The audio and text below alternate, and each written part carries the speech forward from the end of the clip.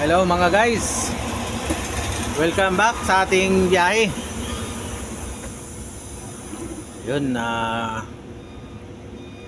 dumating na ako sa garahe kanina. So may isang unit na walang partner ng isang driver. Kaya yun, diretso biyahe tayo guys. Binabiyahe agad tayo. Pero ihatid ko lang yung driver nito sa kalagitnaan ng Buhuta kasi pabalik agad ako ng Maynila at mayroon akong gagawin. Ayun mga guys.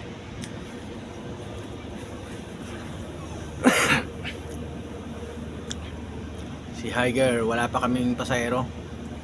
Pipick up pa kami 7:45 ang schedule ng aming pick up sa PITX. Back to trip naman tayo. Tapos na ang ating bakasyon, ang ating pagdadrive ng bao-bao. Balik naman tayo sa bus.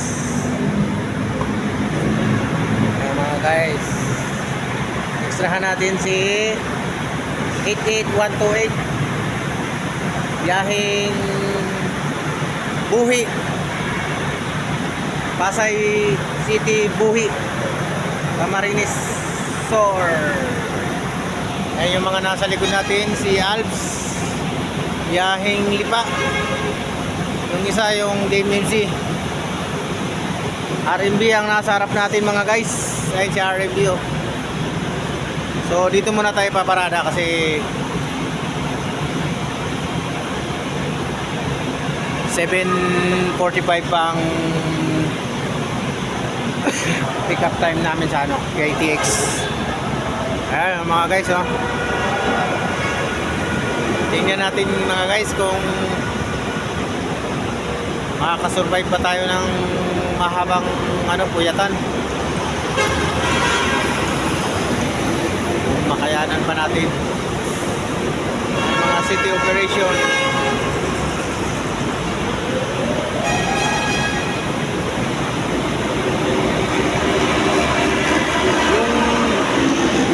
Yung unit ko pagdating ko sa garahe, biyahe na rin sila first trip. Pero yung nag-extra doon na driver, hindi pa nag-start yung lift niya, kaya baka pagbalik niya bababa na yung driver nun. Balik na ako sa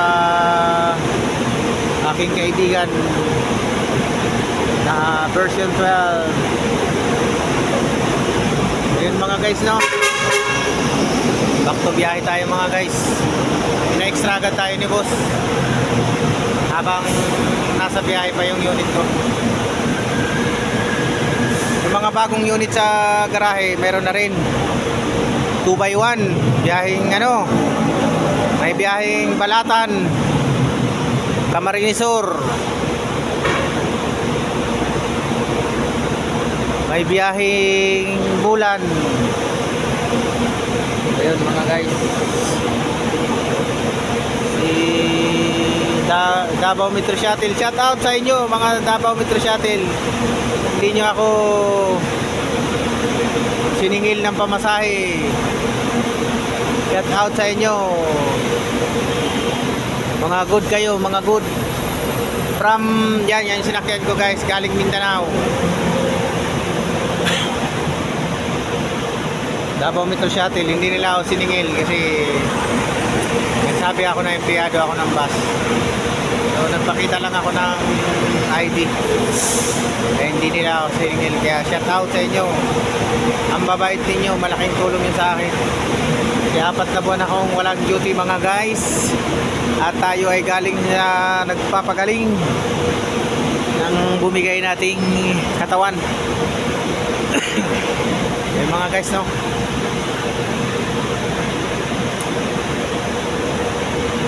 yun lang mga guys.